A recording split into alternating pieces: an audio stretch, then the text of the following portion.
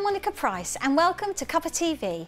On today's show I'm joined by hip-hop artist Peltzman, who also joins us with Jamie and Piers. Also today I'm joined by Mr Birmingham, Joshua Williams, not a stranger to our show, and also our lovely John Rushton, our emotions expert, who talks about self-esteem in our young.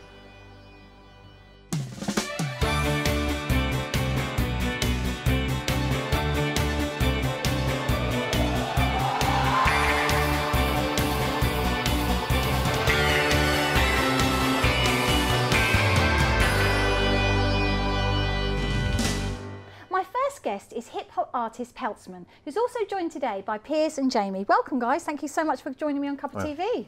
Wonderful to have you on. Peltzman, is this your first TV appearance? Yes, it is, my very first. Fantastic that it's Cuppa TV. So Peltzman, tell us a little bit about yourself. You're a hip-hop artist. Yes, I'm a hip-hop artist. I originate from Kent. My music is real music, so it's from the heart sort of music, and I write all my lyrics myself. I've seen some of your videos, so you know, obviously you've got a lot of heart and soul in your videos. And Piers, you were the guitarist, weren't you? On the track, on Your Love. Piers was the guitarist. Yeah, and you're going to perform that for us today, aren't Absolutely, you? Which is great. But as a hip hop artist, have you always sort of been in that genre of music? I would say so. I first started with a genre called grime, which is actually coming to the forefront at the moment in the music industry. A lot of it's been played on radio, but I found my roots with hip hop, and I decided that's what I wanted to do, really. So I stuck to that. It's become a very popular genre of music, hip hop, and particularly because we had Nashville Week here on Cuppa TV not so very long ago. Okay. And interestingly, hip hop, a lot of recording artists go to Nashville to record hip hop music, whereas lots of people think, you know, it's just country music. But Jamie, bringing you in on the conversation, you obviously finalists from The Voice in 2014. So how did you get to know Peltzman? Well, it's funny actually. We started talking probably 4 years ago, something like that. 4 or 5 years ago. 4 or 5 years ago. So we started talking a long time ago, and we met for the first time about 2-3 weeks ago. Really? Yeah. It's a new relationship. Yeah. So we've been talking a lot when I reply, apparently. It takes quite a while. Media. Yeah. but yeah. So then we met up a couple of weeks ago, and then from that this come along. And this is, you know, you've sort of been collaborating really at the moment, 100%. aren't you? Yeah, I know we've got some plans for the future and stuff. And Piers, let's bring you in. You obviously the original guitarist for on this track. But your experience, I mean, you've got quite a wealth of experience yourself, haven't you? Quite a lot, quite a bit of years, Not too many years. Not too many. But you've also worked with Shane Ritchie. Shane Ritchie, started a band with Shane about 4 years ago. Which is very successful. How's it's gone from strength. Yeah, it's good. From strength to strength, so it's good. And as a guitarist, is it important for you again that you sort of work with other people? Because you've worked with Peltzman. Yeah, it's very important. Yeah, it's different genres, you know, so it's all good. It's all good stuff. Lots of big artists now are collaborating, aren't they? Lots. I mean, you know, if you look at Jess Glynn, you know, just as an example, lots of big artists are making their mark really on the music industry with collaboration. Do you think that's important, Jamie? Is that something you would sort of consider doing? 100%. Well, I mean, you're doing it really, aren't you, at the moment? Yeah, definitely. I mean, it's funny because the music that I first started doing was the grime stuff when I was like 14, 15, because that was just something that was quite underground, and I was jumping on sort of grime tracks and singing the choruses and things, and then from that I just done my own thing, and now it's all coming back again. So I think it's good to jump on people's features. It's definitely the way up, you know. It's definitely the way to build yourself now. And when you're writing your songs, Peltzman, how do you get your inspiration? Real life events, real life situations that I've been in. For example, Your Love, the track we're going to perform today, is based on a true event. It's a love song about my partner. So it's all from the heart. From the heart. That'll make the viewers cry. But do you find that that's really important to you, that you write, you know, from the heart rather than just writing for the sake of writing? Yeah, because everything becomes emotional as well. And I think sometimes when you make songs through emotion, they're the best sort of songs you can create. Yeah. And when you're writing, do you take yourself away from everything to write, or do you write with, you know, guitarists, or how does it work? Normally, I go on my own, in my own space, and go in my own sort of creative bubble, and that's where I will write my songs. I try to stay under my own influence, and then after I wrote the song, I sort of come together with producers, guitarists, and singers, and get them in on the act. So the lyrics come first, then? Yeah, for me, it's really important for the lyrics to come first, so I know what I'm going to say. Do you feel it's almost like you're writing poetry? Well, essentially it is, because I started off writing poems when I was about 12 years old. I think that was the root of music for me, was writing poems, and it evolved into hip-hop music. Yes, I mean, again, we've had poets on the show before, and I think, I mean, as a guitarist of his, I think, you know, I think we underestimate the power of poetry and how influential it can be in the music industry. Yeah, absolutely. Would you agree with that? Yeah, that's why rap's so big, isn't it? I mean, it's, you know, that's where it comes from. And when you're working with artists like Peltzman, do you find that challenges you as a guitarist? Yeah, I mean, that's what it's about. I think, you know, you've got to find a way of fitting around what Peltzman's done, you know, so it's, yeah, it's a challenge, but it's good. Yeah, and I enjoyed the experience with me and Piers. We got together. Yes, how did you two meet?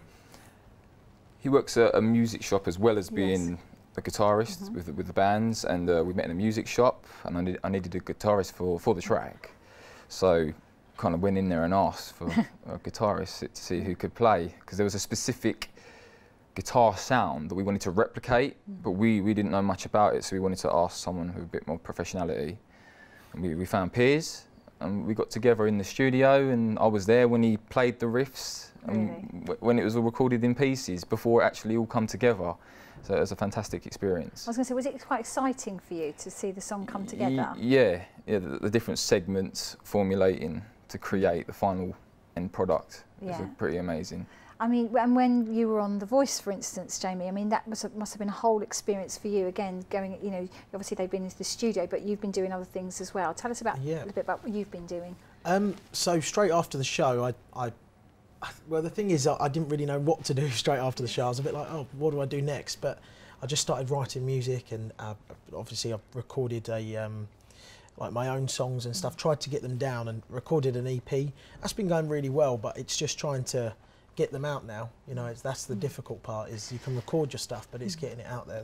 I think, you know, I've had quite a lot of musicians on the show, and I think that seems to be quite a steady point that they all sort of say it's quite difficult. But even like with social media though, you know, with you guys, I mean, I imagine you all use social media to promote your music. Would you say perhaps that's a benefit to your music, or is it actually something that actually deters and maybe detracts from the music? It can only be a benefit, in my opinion. In any form or way that you push your music out, that's the benefit to you. And social media is a great platform, because there's thousands of people who you can interact with, who then can go on to listen to your music and then pass on to a friend. So I think that's the best way to go about getting your music heard. Would you agree, James? Yeah, I mean, I think it's good if you've got people around you who are supportive, you know, because if you haven't got a chance to do it, then they can and post on Facebook, Twitter. But in a way, sometimes for me, you know, if I'm having to know that I've got to Facebook and tweet and things like that, it's just, I want to concentrate on writing my music sometimes. Got to remember to tweet. Oh. But it is, I mean, it's a full-time occupation, isn't it? And some bands actually hire people to actually do their social media for them. And you can, I think, you know, could you understand the reasons why they do that? Is it yeah, it's just having the time, isn't it? It's, you know. A bit of a more mature than all of us, you know, including me on this sofa. But I think the music industry's changed. Would you agree with that? No, it has, and it's the social media that's changed it. That's the thing. And, yeah, everyone. I'm going to use it. I'm still learning how to use it. Yes. And I bet, Peltzman, so you've released a couple of singles, haven't you? Yes, I have. Working on your EP. Yes, at the moment I am. So what are you doing with that? Tell us a bit more about that. Actually, I'm going back to grime, which I spoke about earlier. Yes. It's coming to the forefront at the moment, as I spoke about, and. Now, for those of you who don't know what grime is, just tell us how you would describe grime. Grime is very different. It's a more gritty sounding. It's a faster tempo than hip hop. Hip hop's kind of slow, but the tempo of grime is like 140 BPM, whereas hip hop is 90. So it's something that you probably hear more in a club, grime, and it's got a more gritty sound to it. Potentially faster lyrics as well. Right. That's obviously something you're quite passionate about. Yeah. But I'm going back to grime for this EP. I'm doing a few grime tracks to see what my fans think of it and what the industry would think of it. And again, are you collaborating on that? on Chris? Possibly. Don't know yet. Oh, haven't asked him yet. Yeah. So won't bring up that conversation. But it's just when you're writing though, and you're doing things like that. Do you have in your mind who you'd like to use, or a sound that you'd like to hear when it's finally got into the editing stage? I think some inspiration comes from previous tracks, so samples from previous tracks. If you look back at the 80s and the 70s and use samples from them eras, you end up taking a part of the music that once was and adding it to your own music. I think a lot of people have been using 80s samples, for example, Bruno Mars had been using 80s. Was huge hit, that was last year, the 80s was sort of in, and this year the 90s has been in. So I'm kind of thinking maybe the early 2000s might be the next one to take some samples from. So I'm looking at that as well. But do you think as well, as a singer-songwriter, you have to sort of be forward-thinking, Jamie? Do you have to sort of be one step ahead of what the game is, if you like? 100%, yeah, definitely. I think... and how do you do that? How do you stay one step ahead? See, I'm not too sure. I think that's still something I'm learning. You know, it's just knowing, you've got to know what, you know, it's like basically trying to tell the future, you know, you just don't know. So trying to work out what to do is like the hardest thing, really. So, but I think that all comes to working out what you want to do as yourself. You know, there's no point in making music for someone else. You know, you want to make it because you want to do it, is the main thing for me. And would you say, as a guitarist, Piers, have you seen the music industry change over the years? Definitely, Started playing guitar? Definitely, yeah. And do you have to be more sort of innovative in your guitar playing? Do you find that? Yeah, I think you have to be, because it's changing. If you want to survive, then you've got to change with it as well. So, yeah. Excellent. Well, you're going to sing us one of your fantastic songs. So tell us what you're going to be performing. The song we're going to be performing is called Your Love. The original song has Kenny Thomas on it, who was a 90s platinum selling artist. Don't go away. So don't go away, and we're going to see their performance in just a minute.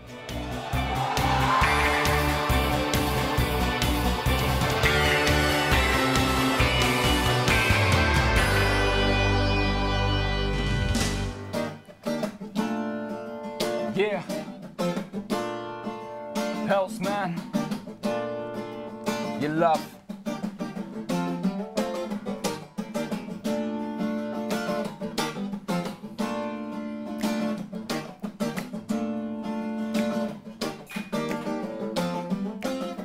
Baby, now we've been feeling ever closer, and I'm about to take your tears on my shoulder.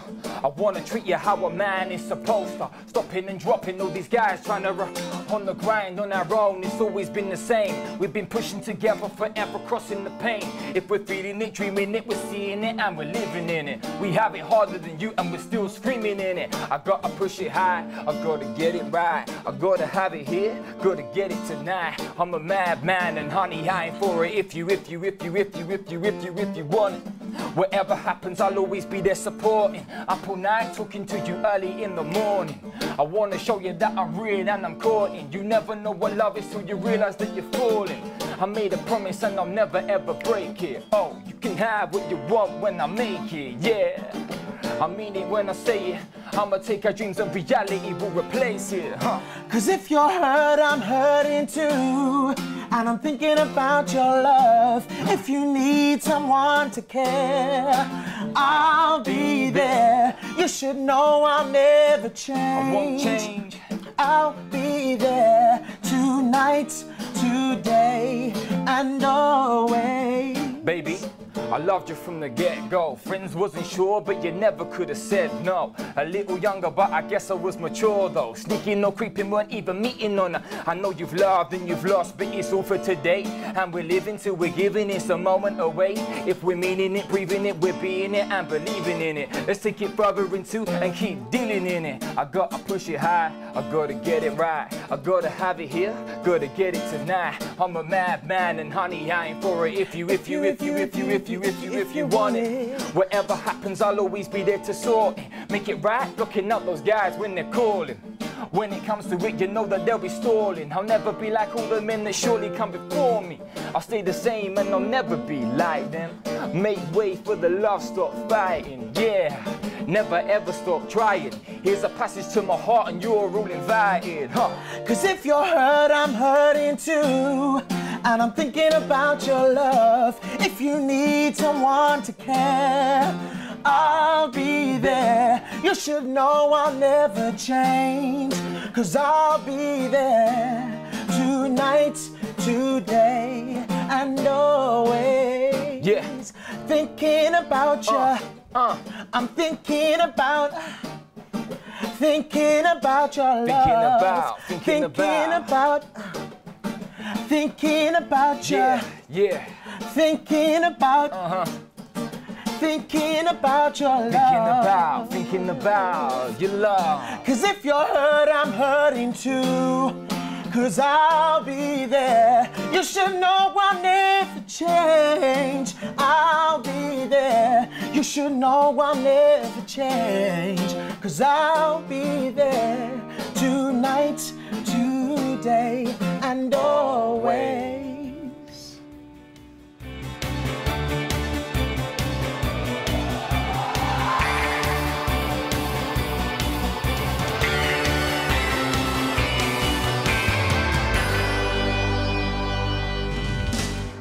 To Cuppa TV. I'm now joined by Joshua Williams, Mr. Birmingham, who's actually come third in Mr. England. So Joshua, welcome back to Cuppa TV. Oh, it's brilliant to be back. Thanks for having me. Oh, it's just great to see you, and well done, congratulations. Thank you. I mean, that's amazing to come third out of all of those people that enter the competition. Well done. Honestly, it was incredible. How was the experience? It was such a brilliant experience. Like, I've never known anything like it, and to just be 17 years old as well, and be able to have the opportunity to be in the Mr. England finals. It's just amazing. But then to come third as well, I'm so grateful for it. Oh, well, when you came on the show previously, Josh, we were talking about, you know, obviously we were gearing up to Mr. Birmingham, and you know, and you had your accolade, but we've got all these lovely trophies on the table here. So talk us through, what have you actually won so far? Well, in Birmingham, I won the popularity vote, which is the public vote to determine who the public would like as their winner. Then I actually won the Mr. Mind title as well, which is a standardised test that all the contestants do. I think it's around 20 questions just before the competition. And it's like got questions range from mathematics to star signs, and then obviously questions based around the competition as well. So it's about who can like obviously know as much about the competition as possible. Right. So I won that title as well. And then, like I said last time about the elite fashion show that I did. Yes. I can announce it now. You can announce it now. You can tell us all. Tell us all about it. I raised £2,053 from the show for Beauty with a Purpose, and that all went towards the charity. And it also got me the charity title for raising the most. Wow, well done. So how did you do that, Joshua? How did you sort of raise that enormous amount of money? With it, because I've been doing modelling since I was around 16, I've built like a network around the Midlands. So I thought, because the Midlands fashion scene, it's been in decline for quite a few years now. So I thought maybe I could do something with the network to try and almost boost it and give independent local designers a chance to showcase all of their designs. So I sourced local models, local photographers, local designers, or national designers, but with influences back in the Midlands. And I brought them all to the Burlington Hotel around June it was. And then it was just a night showcasing fashion, live performances, stuff like that. But everybody from the public, family, friends, they all came together to be able to support, obviously, Beauty with a Purpose. That's incredible. And you put all that together yourself? Yeah, it wasn't my smartest idea. Giving myself an 8-week period to do it, it wasn't the smartest. But, I mean, it was successful, though. Yeah, it was brilliant. And what was the best thing about doing that? It was just being able to see, like, because I'd got models in that I'd never done modelling before, but I was also had professional models in.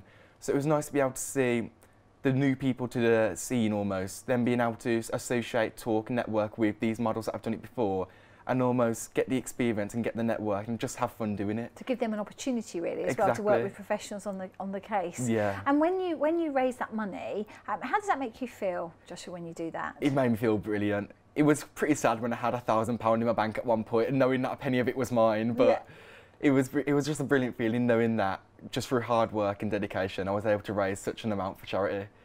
It's just incredible. And when you went into Mr. England, now again we spoke about that before, so tell us about that. So what actually happened on that day? Well, on the day we all arrived there and we took part in the Mr. Mind or Miss Mind charity, I can't even talk, the test round.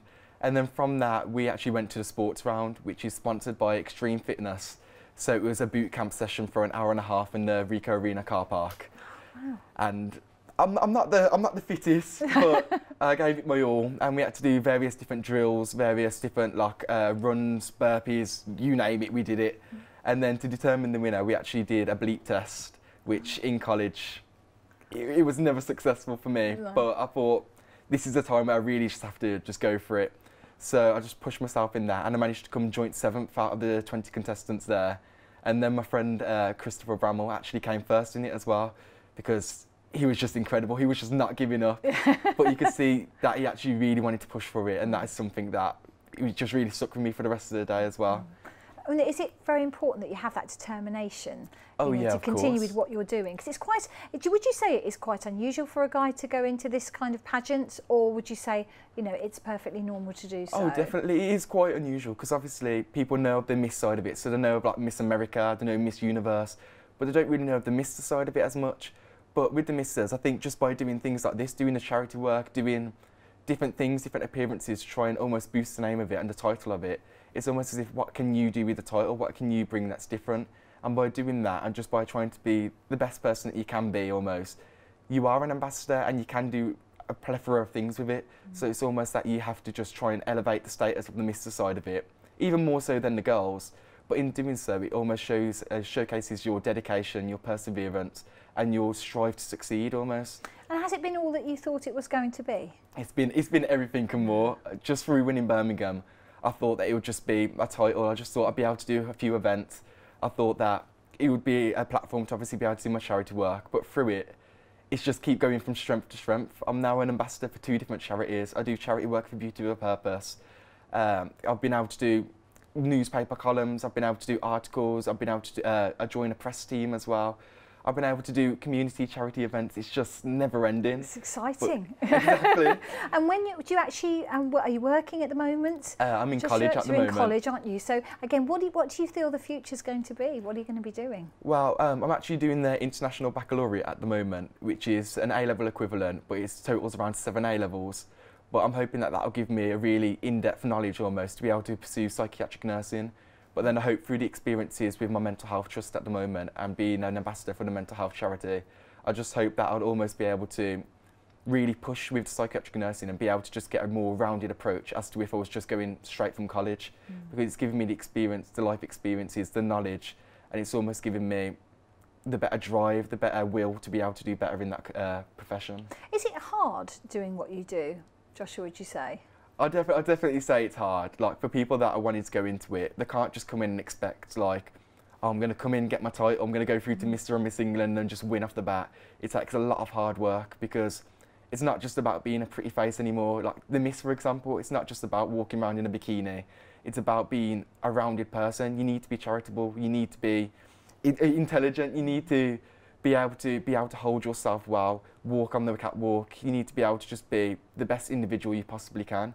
And I think that's what Miss England promotes as a whole. Yeah, and I mean, and for Mr. England, and now what's the next step? So you go through your third, you came third on that. But yeah. Tell us, what was it like? So what do they do? Do they line you all up? How does it all work? Well, after the night, I think it was 3 rounds that we had on the night. And then you scored in them rounds as well as each of the awards. So if you win an award, so like charity or the Sportsman Award, you get an instant placement into the top 10. But then on the night, we all go backstage and I'll call out the top, I think it was top 7 for us onto the stage, and we all stand there and collect our awards. But then we go back and then it's the countdown from 3rd place up to 1st place. And then I was just there. What were your nerves like? I thought I was going to collapse. I thought it was over. But we were standing there and everyone, it wasn't even like what you'd think where it would be hostile. Everyone's like all on their own, just really wanting it for themselves. Nobody was like that. Everyone was there supporting each other, like cheering each other on. And as soon as they called my name, I didn't even care if it was last place, if it was 1st place. Just the fact that I was able to go out and all my family and friends were there and just be able to be on that stage and collect an award, it was just a surreal moment. And then Tom Jones came 2nd place in it, and he was a really deserving person as well. And then they called 1st place, and I've never known noise like it in my life. It was the air rifle, the little horn thing. Yes, I know. Yeah. It was them, people screaming, shouting as Mr. Liverpool was called 1st place. Yeah. But he was the most incredible lad as well, and he really did deserve to come 1st. And I'm really happy for him as well. That's very humble of you as well, Joshua. And when you came 3rd, is that pushing you now to strive to do more? Oh, of course. I think if I come third place as well, because I was the youngest ever contestant to win a title. I was going to ask you that. Were you the youngest? I was the youngest person. At 17, yeah. Yes. And I was the youngest person to ever get through to the final. So to place at 17, I feel that's an achievement in itself. So it means that if I can do this at 17, what can I do at 18? What can I do at 19? So it just means that if I can achieve this at such a young age, what more can I achieve when I get older? That's what I keep thinking to myself, and that's what's pushing me to do more. And obviously you're from Birmingham, so again, is it important to you that you keep your roots and some of your work, if not, most of your work in the West Midlands? Definitely. It's like, with Birmingham, I think it's often overlooked as a city, considering it's the second city. There's so much diversity, so much culture here, so much indifference, but yet people fail to often see it. So it's like through charity work, through promotional work, it's almost like I can try and elevate the status of Birmingham, as well as drawing attention to causes that I think are really important within my hometown. But then, because I won the title of Charity King as well, it also means that I get to accompany the Mr. England himself on his charity visits around the UK. So that's something I'm really looking forward to. So is that sort of the top 3? Do you get to do that? Is that how it works? It's because I won their charity title. Oh, right. So I get to do their charity visits with him. Yeah. And charity is very important to you, isn't Definitely. it? You spoke about that before, and it is. And will you continue to do some more for not just the charities you're working with at the moment? Do you want to do something for other charities? Definitely. It's just a matter of, I've got a title now, which means I've got a platform. So it's, the charity's there. And obviously they need the promotion, they need the exposure, especially the small scale ones. So it's like, I feel that if I was to join with them and be able to really, truly work my hardest with them, I can help them. Like with Edwards Trust, they've been doing a lot of work recently, and they did a charity edition of the Cube, which I was able to go on. That was all to raise money for Edwards Trust. I've been able to do work with the Red Bag Co, which is the homeless outreach programme in Birmingham. I've been able to do work alongside Time to Change, raising money for Beauty with a Purpose. I still do my campaign alongside my mum for WDCS. I'm exhausted. And that's for the Whales and Dolphins Conservation Society. And my mum's been an active campaigner since I can remember. So that's always been something deep-rooted with me. But it's like, just them charities alone, it's something that I really want to strive for. But then I can do more as well. And it's like, I won't stop doing it until I feel that I really have made a difference. And I think that's how we should all live our lives. And if any young viewers watching, you're 17, what would you say to them? I'd say to them, just take the opportunity. Just don't worry about it. Don't worry about confidence. Don't worry about anything like that. Because through the competition, you gain so much. You gain confidence, you gain friendships. You just gain memories and experiences that will last you a lifetime. So, I mean, you've done so well, Joshua. It's just been incredible. And we're going to actually leave you on the sofa because we're going to have our next guest soon. But just to finish off, if you had one thing to say to anybody that's watching that's young, what would you say to them to do? I'd just say that in this life, we've all got opportunities. We've all got experiences that turn us into the person that we are. But it's what we do with those experiences and memories. Because if we keep living in the past, we'll stay in the past. But if we use that as fuel to better our future, then no matter what, we can succeed. That's lovely. Well, thank you, Joshua. Stay there. Thank you so much for having me. We're going to take a break, but come back and join me in just a second.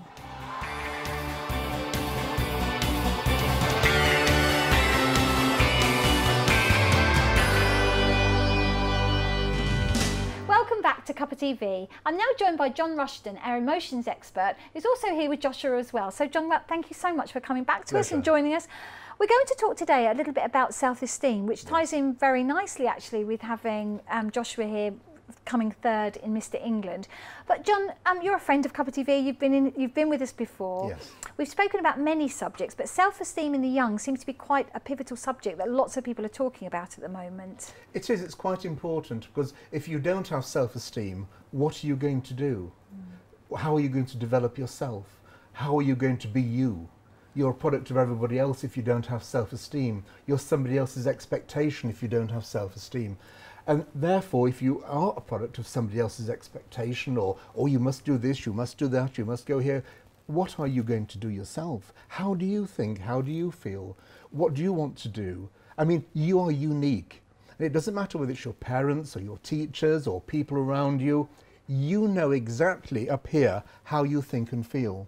Nobody else thinks and feels like you do. And it's all right, they may give you good advice, and I say good inverting commas, but is it what actually resonates with your heart? Is this what you want to do? Obviously, Josh is a massive ambassador for this because he's done what he wants to do and he's been very successful at it. And I think is a good role model for this kind of thing, because a lot of young people need good role models because they don't know what to do. There seems to be an increase, unfortunately, of young people that seem to be, you know, taking their lives, suffering from depression. You know, why is that, John, do you think? I think because there's so many facets of groups of people going around saying you must do this, you must do this, you must achieve this, you must attain that, So you more must go pressure here. then, really? More pressure, yes. And who do you believe? Because these are not young people saying that. These are people who are actually past it in as far as a teenage concern. I know you can't get teenagers to predict what teenagers do because they haven't got the maturity or experience, but nevertheless at the same time, you must give them the freedom to actually find themselves. Because sometimes when teenagers find themselves, it's too late. I wish I'd done that, I wish I'd done this. You've only got one chance at life. Let people develop themselves. Don't actually push them on in life. Oh, you've got to do this, you've got to do that, and you've got to buy this, you've got to buy that. And then all of a sudden, you're on a chain. You're a product of some kind of slipstream of somebody else's created. You're not in your trajectory of life. You're on somebody else's. You're doing something which you didn't really want to do. And as I say, you are a brilliant person. You've done what you've wanted. You're very successful at an incredibly early age. But that's admirable. It's amazing. Well, let's bring you in there, Josh. Do you relate to some of that, what John is saying? Definitely. I think with teenagers, especially nowadays, I'm going from personal experiences, from the moment we start education, it's all, you need to pass these exams, you need to be at this standard, this stage, by this age, and if you're not, you're a failure. And then when it gets to GCSEs, if you don't do this, you're not going to get a good job. You're going to be at this level of life for the rest of your life. You're never going to be anything. So it's almost as if through the whole 18 years of our life, it's just completely education-based, drilled into us that if we don't do well, we're going to fail. But then also that comes with that, it's the hour every day after school of homework that obviously cuts into personal time. So there's no time to rest, there's no time for recreation, there's no time to build them lasting relationships with friends, family, just even strangers, just people in general. And then that obviously builds up and builds up and builds up. And this is why young people are feeling lonely, why young people are under copious amounts of stress, and why some young people do feel that the only option out is to take their own life, because there's just so much pressure on these young people nowadays. And why do you think that is, Joshua? Why do you think there is so much pressure on young people? Do you think it's changed? You know, we'll answer the first question first. Why do you think it is? What's your personal opinion on that? Well, honestly, if it's my own personal opinion, I just think it's competition more than anything, because obviously with the recession that we've only recently got out of as such, and with the worldwide recession that's slowly getting better, but it's still always that overhang. It's almost as if those that are in power want us to be the best that we can be, but with that it also comes to stress, because when we're competing with children that go to private education in, say, China, in France, in Switzerland, in all these other countries, we're competing with them for the big jobs internationally, and I think the government knows that with them, they're the big economic factors into leading the country upwards. It's us as the future workforce that needs to be the best ability when compared to other countries. But then obviously with that, it comes to questions about education system. Like me alone, when my year was sitting our GCSEs for English, they actually raised the grade boundaries because we did early entry, because 6 months before we decided that we was going to do, 6 months before we was going to do the exam, they decided that they were taking out half of our coursework and that it would no longer count. So that's months and months of work that young people have done. It made us feel awful. That's, say, 3 months of work gone out the window that could have been used for revision, and that's 3 months that we've stressed. We've been put under pressure by teachers, that we've tried our hardest just for it to be gone. How do you think that would have made them feel, John? I mean, you are an expert in your field. What psychological damage, could it cause psychological damage, something like that? I would have been incredibly annoyed that somebody, somewhere, some faceless person has suddenly decided, because of some other statistic, that they're going to do this. And I'm a pawn in this and I have no say in it whatsoever. And I think what Josh just mentioned is really quite important, because it's okay the government wanting everybody to do well, which everybody wants everybody to do well. It's how we build a great nation. But at the same time, you know, a lot of our educationalists are not entrepreneurs. And therefore, if they see somebody who is a little bit quirky, a little bit avant-garde, a little bit weird, a little bit creative, you're creative, you've done all these charity things from your own volition. And they say, oh, those people are slightly out of, no, just bring them back in line. No, we don't want renegades in our field. Hey, come on. You know, these are the people we want to nourish. We want to nurture their abilities. We want them to get out there to do these things. We don't want dull-stayed people telling everybody else to be like them. We want to be better than them. Exactly. And that's the problem. Definitely. We've got so many dull-stayed people saying, you must, you must, you must, you must. Oh, but they're not the creative ones. They're not the ones that actually go and do. They're the ones that follow and do what they have to do. There's nothing wrong with that, but it's everything in its place. Yeah. Would you agree with that, Joshua? Definitely. It's just, in this day and age especially, we need to be able to nourish creativity. Yes. We need to nourish difference. But if we don't do that, then what is there? For the arts, for example, art, music, drama, all of that's being cut. Look at the new academy in Birmingham City Centre, the Birmingham Ormiston Academy. That was a state-of-the-art academy that was set to challenge the Brit School in London. But yet funding's being cut dramatically because the government don't see any future in the arts. But yet funding's still there for the sciences, the maths, even engineering as such, because they want people that are very singular, very academically correct.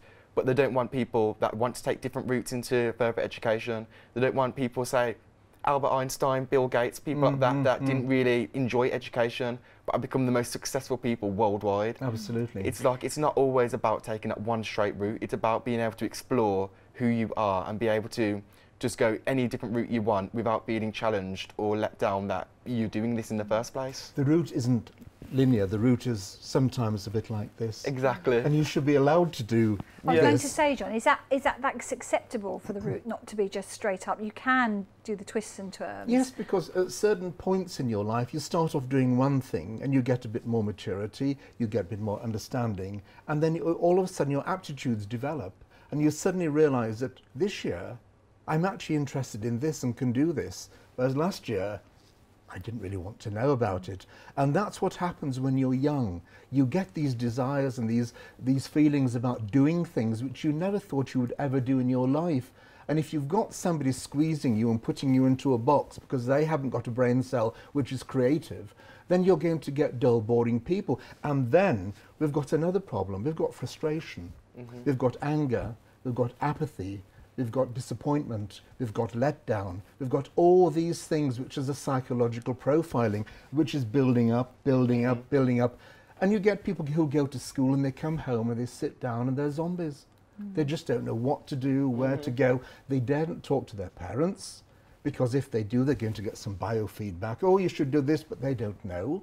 I mean, they love their parents, their children, and vice versa, but you can't talk to them in the way that you want to say because you know they won't understand. Even with the best will in the world, they don't understand. So you don't say anything. So it's being bottled up, bottled up, bottled up, bottled up.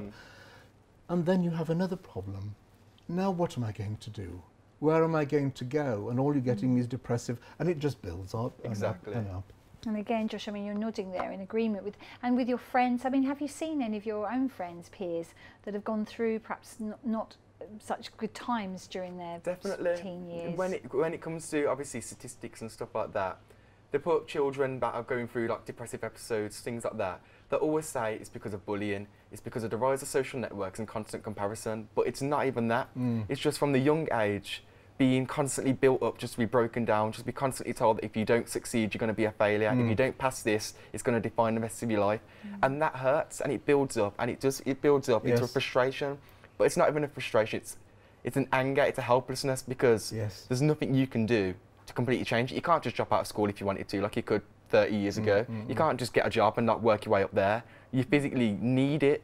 But then at the same time, being constantly told that you need it, but then being constantly told if you don't do this well, go or get an A or get a B, then you're going to fail. How is that supposed to make somebody feel? How is that supposed to allow somebody to wake up every day motivated when they know that if they don't do well, they're a failure? And they're a failure in the eyes of the government, they're a failure in the eyes of their peers. Like, that's what builds up, and that's what causes people, especially young people, to get to this state and to get to a place where children around the country, around the world, are becoming suicidal over the prospect of education. I think that's where something really does need to be done and something needs to be questioned. Because if it's an isolated case, maybe it's just a coincidence. But if it's happening again and again and again, something needs to be done to stop it. So that's saying that, you know, there is a problem, we need to identify it. Would you agree with that, John? Totally. I think, as Josh said, if it's an odd case, fair enough, because you get odd cases everywhere. Nothing, life isn't perfect. But if it's something which is actually going on everywhere, and it's trying to be overlooked, and it's like putting the plaster without cleaning the wound, it's just going to fester underneath and all of a sudden you've got gangrene. You know, it's too late. And this is, I think, some of the problem. It's just these people who want to follow the rules by statistics. As you said, it's social media, it's bullying. No, it isn't. That's just a part of it. But the main part is here. In the mind. And that's not bullying. That's not social media. It's you thinking for yourself and then being told you can't. You not having an outlet. You not knowing where to go, what to do, how to do it. Exactly. You not being creative. You not being taken seriously. Oh, you're young, you're silly, you don't understand. Just get on with it. You know, people are maturing earlier today and they need to say something. It doesn't matter if it's silly. Providing you've said it, at least you've got it off your chest. Well, I was going to say to you, Joshua, you know, because you've entered with Mr. Birmingham, you are Mr. Birmingham, you've gone into Mr. England. Did you get any, you know, any jibs, any remarks for the fact you were doing something like that? Because it is unusual for a guy to go into. We know of Miss England. We've spoken about that for Mr. England. It's a fantastic opportunity. But do other people see it as an opportunity? Of course, it's like, look, even if you just look online, like today the Daily Mail newspaper is published online and I've got a comment section. If you read some of the comments, some of them are absolutely awful. Like when I was on there as well, like all of the contestants were listed there, all 20 of the male contestants, and there was comments relating to my race that Mr. England can only be white because I was the only person of colour within the Mr. England competition. But then it's like, when you read through it, some people obviously get upset, some people will challenge it, but why should you degrade yourself down to a level where you have to respond to accusations?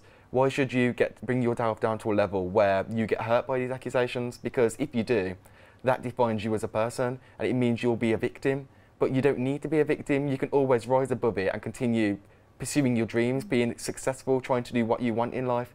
Because if you let something like that hold you down, it will always hold you down and it will always be in the back of your mind. But you just need to let it go and just be able to move forwards. Does it surprise you, though, that there's still those comments? You know, we're in the 21st century, you still have those comments. Does that surprise you, Josh?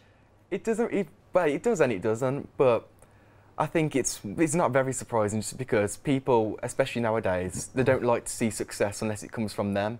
It's like, like I was saying earlier, with the constant threat of failure, when you see, say, a group of 10 people doing their GCSEs, they're kind of a bit worried.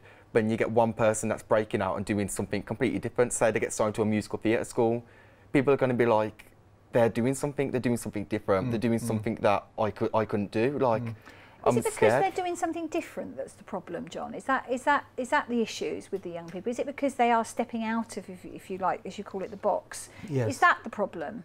Partly, because when you're very young, you want to be part of the box. You want to be part of everything. I want to do what you want to do. I want to do, because that's what you want to feel like you're needed. When you actually start to get a little bit older and your brain cells start to think for themselves and you see and feel and do and touch, and you have a desire to do something which you've done incredibly well as well, you know, and then all of a sudden, I don't want to be like everybody else. I want to be me. Because this is me developing. This is me coming out on my own. This is me actually thinking for myself, because I'm taking charge of my life. I'm taking charge of my thoughts. I'm not a product of anybody else's expectation. I am me. And then it's putting that on. But in education, you are not me. You are part of the curriculum, and you do this. And that's where it goes wrong. And sometimes even home life is like that as well. Parents can't understand their children. Why are you different? Why aren't you like everybody else? Why don't you do this? Everybody else does that. Why are you different? And that's quite a cruel thing. Because, you know, Bill Gates, Einstein, they were different. You know, you can't tell, but you should allow people to be different, to develop. And that's one of the, it's just going round in circles, but it's a very important issue, because this is to do with the well-being of the nation. Yes, this is the nation growing up. And these are our young children. So, absolutely. Josh, I'm going to come to you and ask you the question, what do you think could be done? I think the most important thing is we need to completely revitalise the educational system, because it's not successful. It doesn't define somebody's knowledge, somebody's worth, really. It completely overstates that, and it completely objectifies people into a point where they're just a statistic, they're just a sample size. Whereas if you look in countries such as France, where they have the baccalaureate, and have like the creative baccalaureates, they have the science-based baccalaureates, they have the engineering-based baccalaureates, it's like children from a young age are told that they can achieve what they want, be it something in the arts, something in engineering, they can do it, and there's measures put in place for them to be able to do it. Whereas in this country, it's almost as if every subject that we have to do, if it's not something that ranks highly in, say, universities, it's not really liked, it's not funded, and you're just overlooked. Those that want to do art and design, those that want to do textiles, those that want to do music, it's constantly overlooked and constantly overfunded to a point people think, what's the point? It's pointless because I'm not going to get anywhere with it.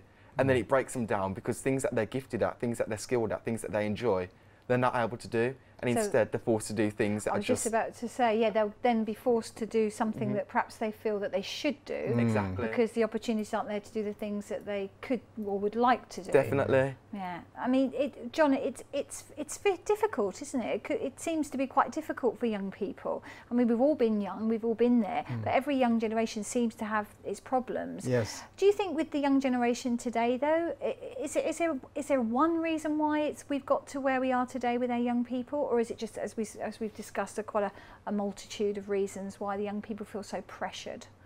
I think there's a multitude of reasons, but I think it's the ideology behind it hasn't changed. It's dull, boring people looking at statistics and back to, you know, it's bullying, it's social media.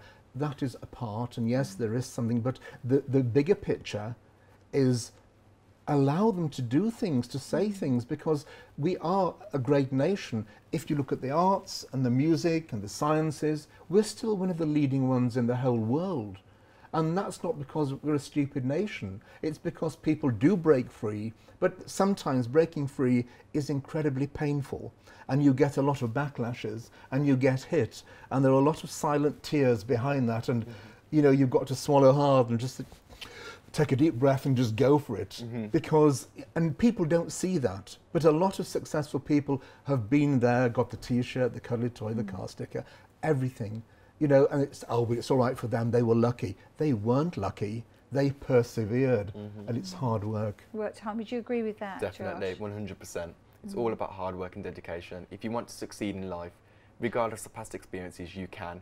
You just need to be dedicated and you need to put your all into it, because there's chances there for everyone, and they are out there, but you just need to be able to be willing to take them and be willing to just go with it, just push as hard as you can to be able to achieve your dreams. To be yourself, really. Is that's what you're Yes, saying? yes, yes. Really, isn't it? Be yourself. I mean, it's a fascinating topic, one that we could just, you know, spend Hours, longer yes. speak about. But you know, it's been wonderful. Thank you for your Thank you very expertise, much. John, and thank you, Joshua, for sharing Thank with you. us, you know, your stories. But it's been great. So thank you both so much. So that's it for today. I'd like to thank all my guests for joining me here on Cuppa TV. And if you'd like to get in contact with us, you can do so at Big Centre TV at Facebook and Twitter. So come back and see me again very soon. Bye bye.